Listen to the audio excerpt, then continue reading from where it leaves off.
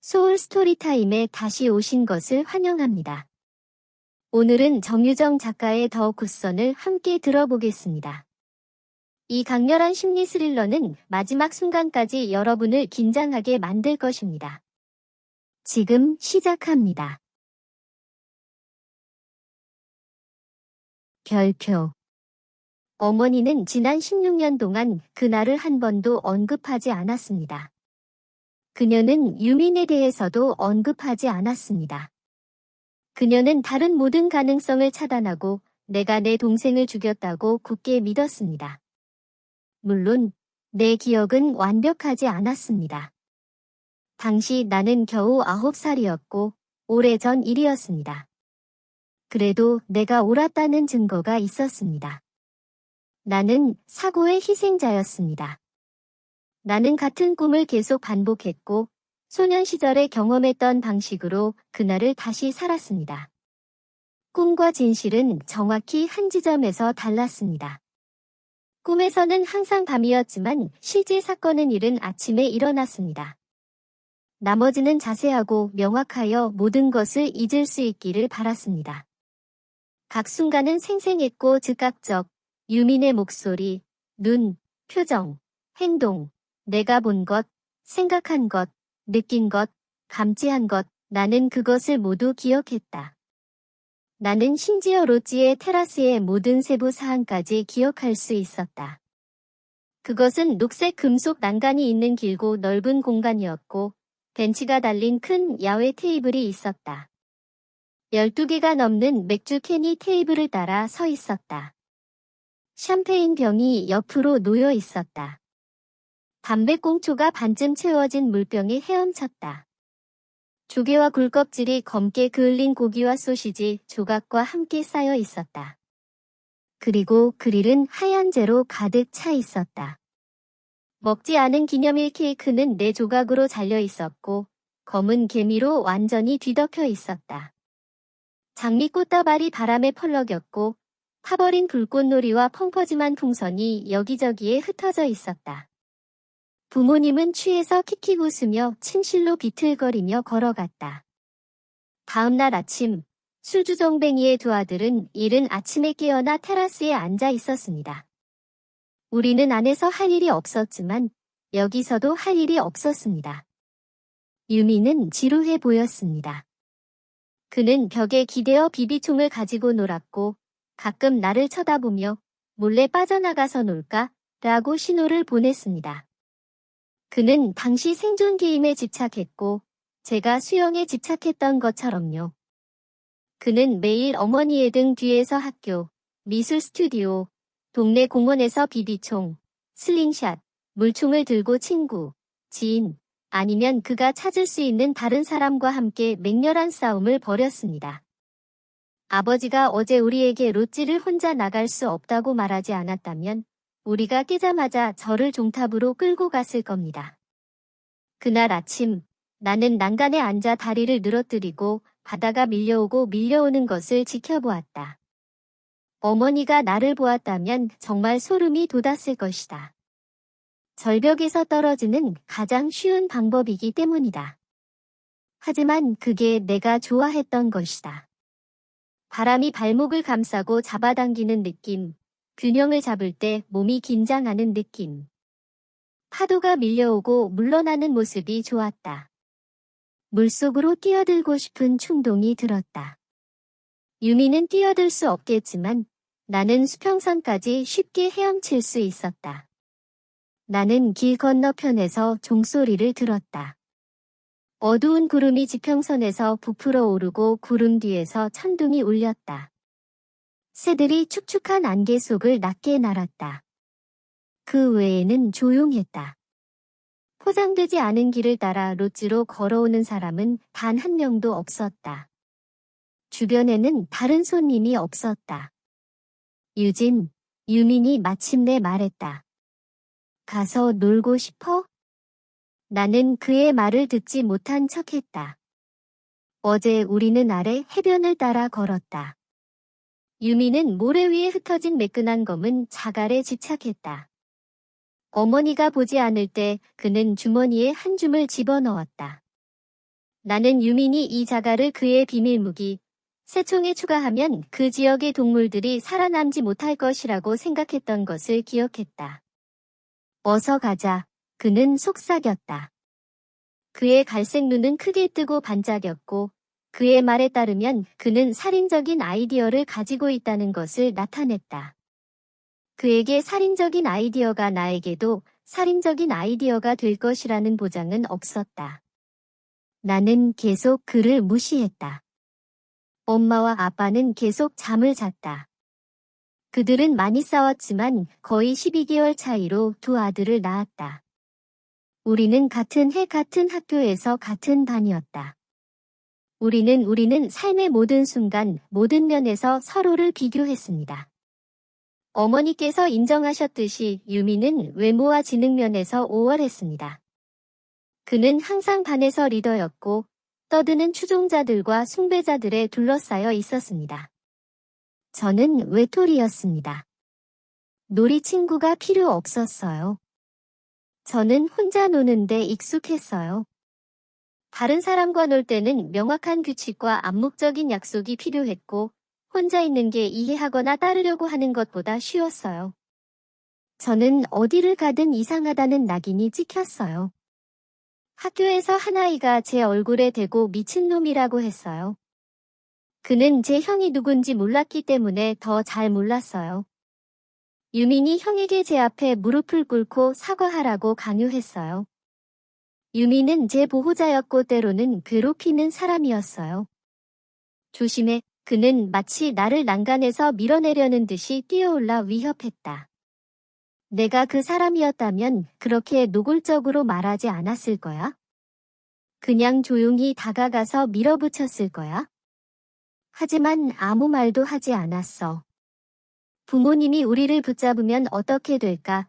아니면 유민의 생각에 동의하지 않으면 어떻게 될까? 어느 쪽이 더 나쁠지 계산해봤어. 그가 서바이벌 게임을 하고 싶어 한다는 건 알았어. 하지만 나는 하고 싶지 않았어. 유미는 수영을 제외한 모든 면에서 나보다 뛰어났고 서바이벌 게임은 우리가 대등하게 맞붙은 유일한 시간이었어. 그는 나를 자신과 동등하다고 인정한 적이 없었지만 기록만 봐도 알 수 있었어. 수십 번의 게임에서 우리는 각자 절반씩 이겼어. 하지만 그게 문제였어.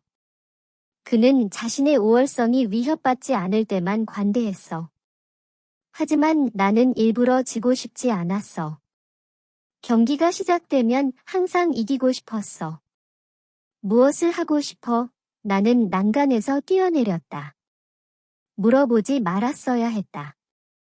당시에는 이 질문 하나가 우리 삶을 완전히 탈선시킬 줄은 전혀 몰랐다. 하지만 어떻게 알 수 있었겠는가?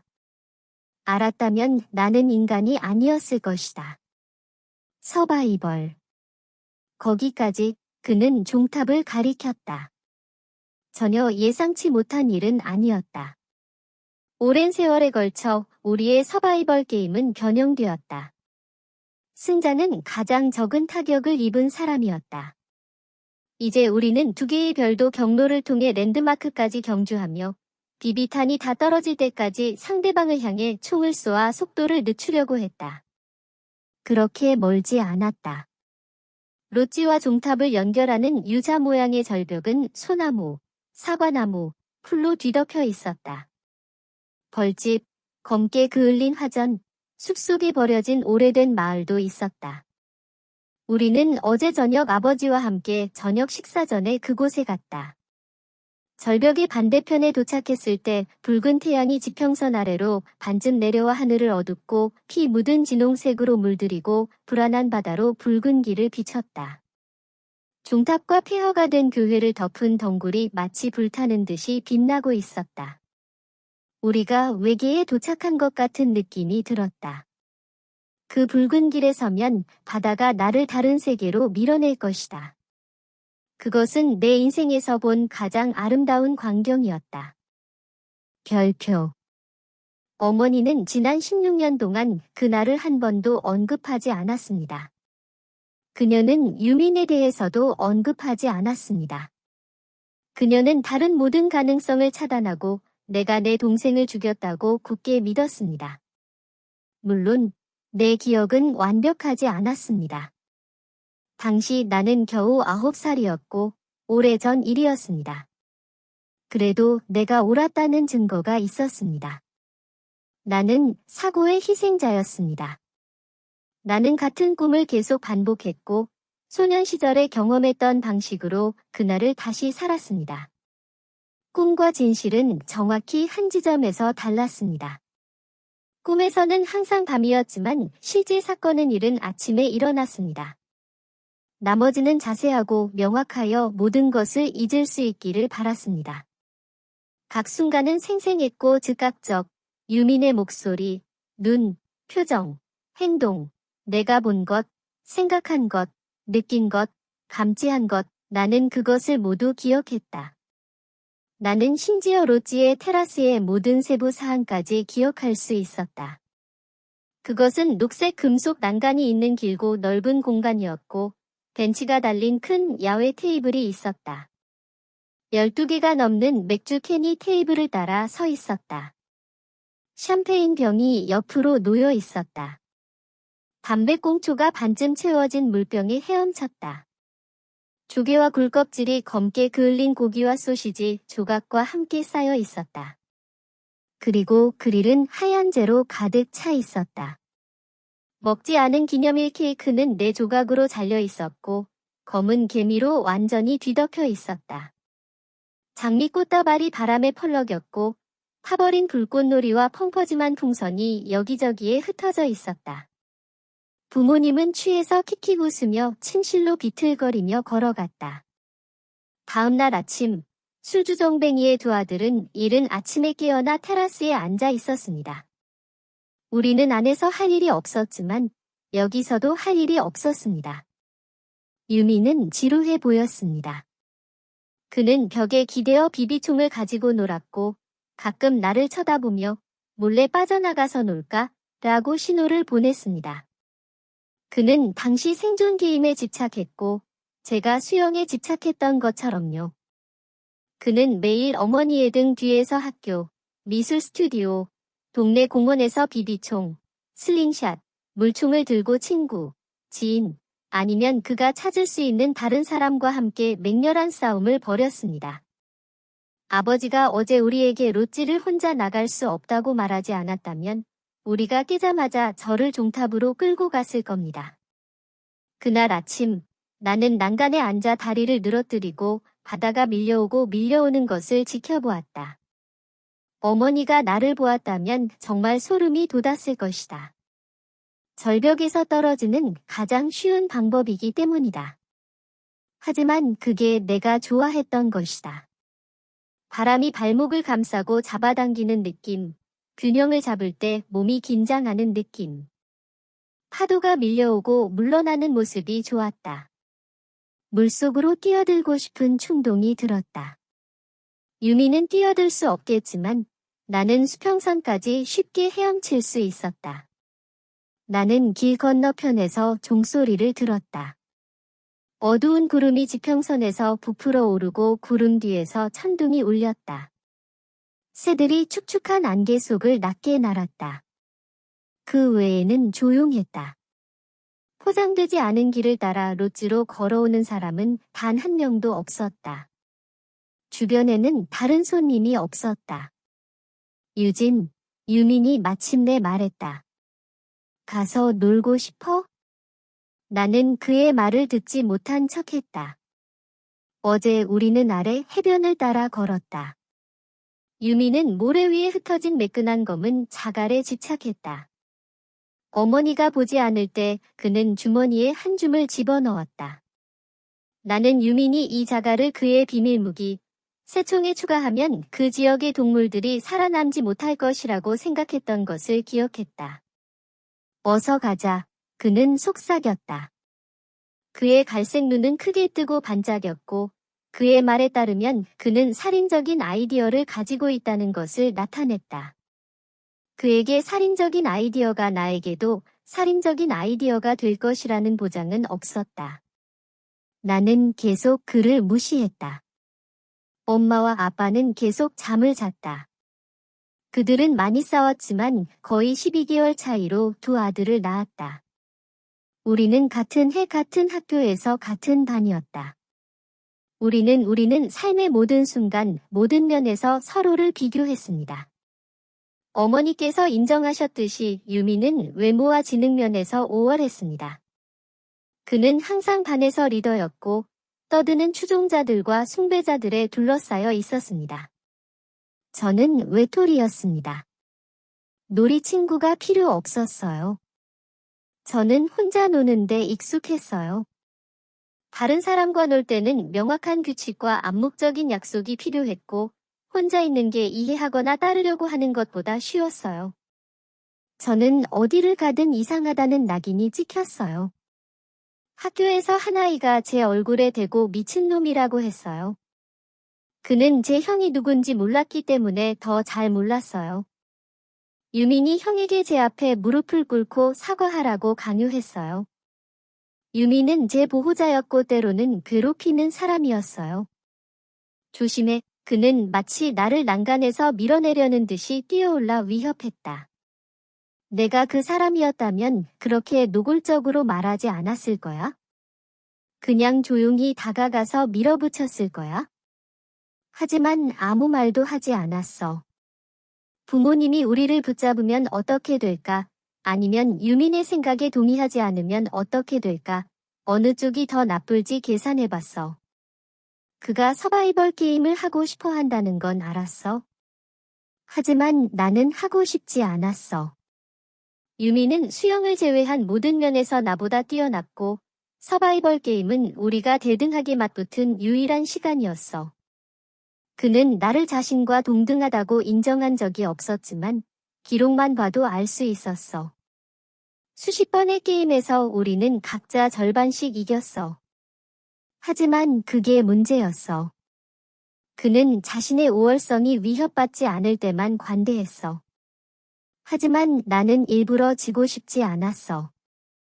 경기가 시작되면 항상 이기고 싶었어. 무엇을 하고 싶어?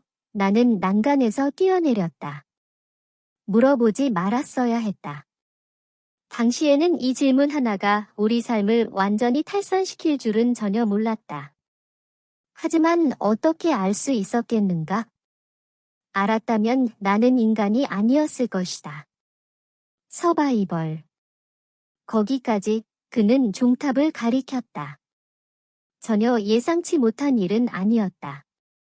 오랜 세월에 걸쳐 우리의 서바이벌 게임은 변형되었다. 승자는 가장 적은 타격을 입은 사람이었다. 이제 우리는 두 개의 별도 경로를 통해 랜드마크까지 경주하며 비비탄이 다 떨어질 때까지 상대방을 향해 총을 쏘아 속도를 늦추려고 했다. 그렇게 멀지 않았다. 로찌와 종탑을 연결하는 유자 모양의 절벽은 소나무, 사과나무, 풀로 뒤덮여 있었다. 벌집, 검게 그을린 화전, 숲속에 버려진 오래된 마을도 있었다. 우리는 어제 저녁 아버지와 함께 저녁 식사 전에 그곳에 갔다. 절벽의 반대편에 도착했을 때 붉은 태양이 지평선 아래로 반쯤 내려와 하늘을 어둡고 피 묻은 진홍색으로 물들이고 불안한 바다로 붉은 길을 비쳤다. 종탑과 폐허가 된 교회를 덮은 덩굴이 마치 불타는 듯이 빛나고 있었다. 우리가 외계에 도착한 것 같은 느낌이 들었다. 그 붉은 길에 서면 바다가 나를 다른 세계로 밀어낼 것이다. 그것은 내 인생에서 본 가장 아름다운 광경이었다. 내가 탑에 가까워지자 종소리가 멈췄다. 그만둬, 유민이 명령했다. 나는 그러지 않았다. 나는 거기서 멈추지 않았고 나는 달리는 것을 멈추지 않았다. 헐떡이며 나는 종탑을 향해 계속 달려갔다. 그만하라고 했어? 피가 계속 눈 위로 흘러내려 점점 더 보기 힘들어졌다. 하늘과 바다와 절벽의 경계가 사라져갔다. 종탑이 긴 붉은 사다리처럼 오뚝 솟아 있었다. 가운데에는 그림자처럼 보이는 유민이 있었다. 그만둬, 내가 말했지. 뭔가가 내 귀를 지나 날아갔다. 나는 그것이 자갈이라고 확신했다. 그것은 내 머리 옆을 스쳤다. 그리고 또 다른 것이 머리 위로 윙윙거렸다. 나는 멀리 뛰기 연습을 하듯 거의 뛰어 올라가며 계속 나아갔다. 한 걸음, 두 걸음. 나는 난간을 잡고 뛰어 올랐다. 나는 몸을 앞으로 기울여 그의 손에서 새총을 잡아당겼다. 그는 헐떡이며 바다 쪽으로 기울어졌다. 무슨 일이 일어났는지 알기도 전에 모든 것이 끝났다. 그는 더 이상 내 앞에 없었다. 그의 비명소리만이 내 귀에 울려 퍼졌다. 유진. 그의 목소리는 천천히 사라졌다. 무섭고 무서운 고요함. 나는 숨을 쉴 수 없었다. 피가 내 귀에서 쉭쉭 울렸다. 내 머리는 타들어갔고 내 몸은 산불이 퍼져서 황폐해지는 것 같았다. 나는 어머니가 유진아 라고 부르는 소리를 들었습니다. 나는 슬링샷을 꽉 잡고 잿빛 바다를 노려보았다. 나 아니었어. 아무것도 안 했어. 만지지도 않았어. 어머니가 다시 불렀어. 바로 내 뒤에서. 유진. 아들을 구하려다 아버지가 죽다. 4월 16일 오전 전남 신안군 탄도에서 아들을 구하려던 서울 출신 아버지가 목숨을 잃었다. 가족과 함께 바닷가 절벽에 있는 롯지에 머물던 한민석, 40, 씨와 아들 유민, 10, 씨가 모두 익사했다. 한 씨는 버려진 교회 종탑에서 놀다가 50피트, 15m 아래로 떨어진 아들을 구하기 위해 물속으로 뛰어들었다. 두 사람 모두 거친 물살에 휩쓸렸다. 경찰은 사고의 정확한 경위를 조사하고 있다고 밝혔다. 나는 퍼골라 테이블에서 16년 된 신문 기사를 계속 다시 읽었습니다. 일기의 마지막 페이지에 붙어 있는 것을 발견했습니다. 어머니는 그것을 잘라내어 보관했을 것입니다. 왜 이것을 간직하고 싶어 했을까요? 그 사건을 돌아볼 기념품으로? 그것이 거짓말이었다는 것을 자신에게 상기시키기 위해? 내가 내 동생을 죽였다는 것을 자신에게 상기시키기 위해? 그녀가 나를 믿었다면, 그것이 사고라고 믿었다면 모든 것이 달랐을까요? 그녀의 눈에 나는 평범하고 무해한 사람이었을까요? 우리는 오랫동안 함께 살았을까요? 나는 라이터를 켜고 기사에 불을 붙였다. 나는 그것을 바베큐에 던졌다. 나는 시간을 들여서 일기장의 페이지를 하나하나 그 위에 밀어 넣었다. 나는 그것을 모두 태워버렸다. 나는 마치 내가 살아있는 채로 화장한 것 같은 기분이었다. 내가 돌아갈 수 없는 과거의 삶들이 꺼져가는 불 위로 떠올랐다. 분노와 절망과 자기연민이 내 머릿속에서 격렬하게 휘몰아쳤다. 내 배 속 깊이 눌러져 있던 슬픔이 가슴앓이처럼 터져나왔다. 내 몸은 늘어졌다. 모든 것이 끔찍했다. 불씨가 꺼지자 현실이 열렸다. 더 이상 미룰 수 없는 순간이 왔다. 배울 것이 다 있었고 알 수 있는 답도 다 얻었다. 결정을 내려야 했다. 어떻게 해야 할까? 오한이 등줄기를 타고 내렸다. 바베큐를 닫고 페르골라에서 내려왔다. 땅을 응시하며 걸으며 몇 초라도 결정의 순간을 늦추려고 천천히 움직였다. 혜진이가 나였다면 어떻게 했을까? 머리를 뒤로 젖히고 하늘을 가늘게 쳐다봤다. 가벼운 눈보라가 내리고 있었다. 창백한 겨울 태양이 무거운 구름 아래로 가라앉고 있었다. 숨을 들이마시고 길게 내쉬자 내 앞에 있는 공기 중에 내 숨이 보였다. 또 다른 오한이 내 등을 타고 내려갔다. 추위가 이를 파고들었다. 다윈의 격언이 떠올랐다. 적응하거나 죽는다. 나는 죽는 것을 생각했다. 그것이 확실히 가장 쉬운 해결책이었다. 나는 스스로 목을 매달거나 건물에서 뛰어내리거나 아버지의 면도날로 내 목을 자를 수 있었다. 또한 가장 깔끔한 해결책이었다. 나는 족쇄를 차거나 창피를 당하거나 판단을 받을 필요가 없었다. 나는 나를 실망시키고 두려워할 혜진을 마주할 필요가 없었다.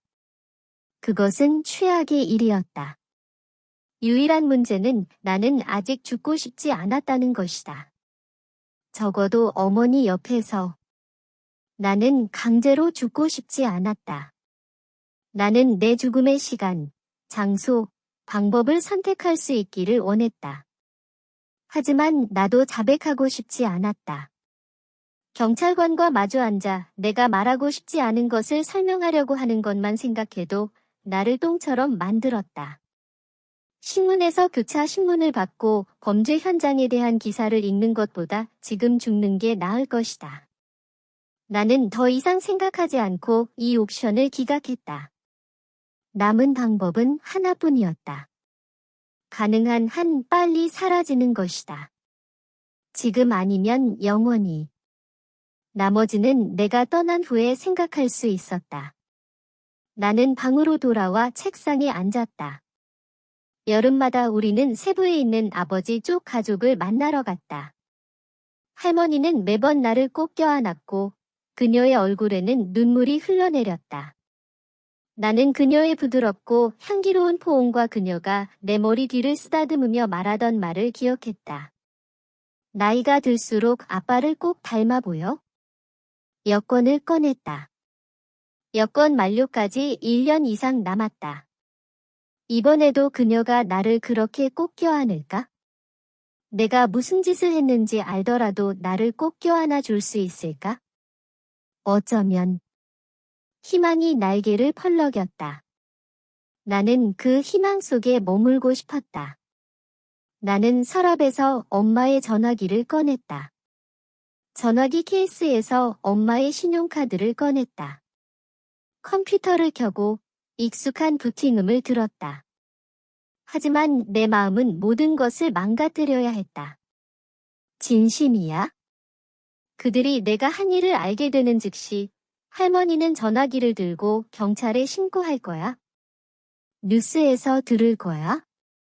할머니가 너를 숨긴다 해도 얼마나 오래 그 압박을 견뎌낼 수 있을까? 아무도 모르는 곳으로 가는 게 낫지?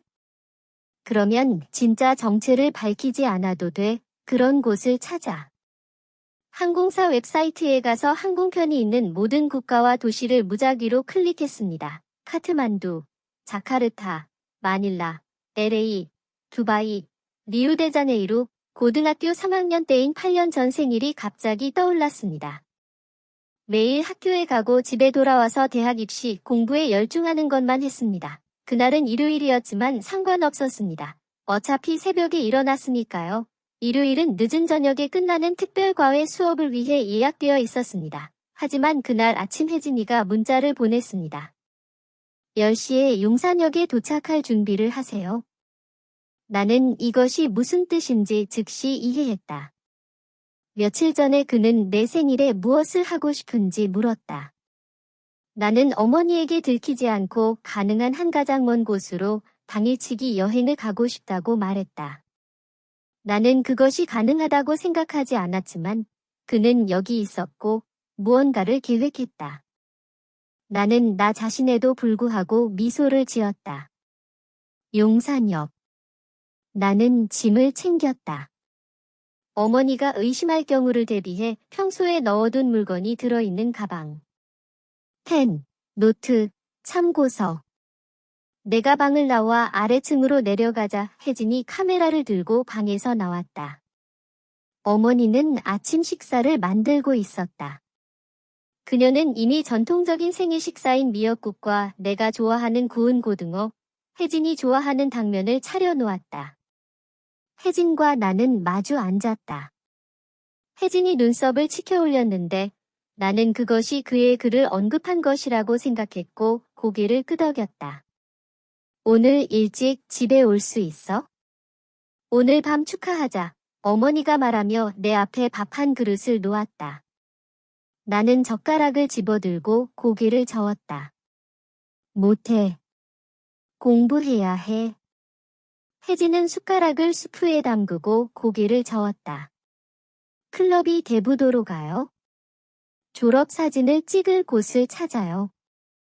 미안해요. 그는 붉어진 얼굴을 숨기려고 더욱 고개를 숙였다.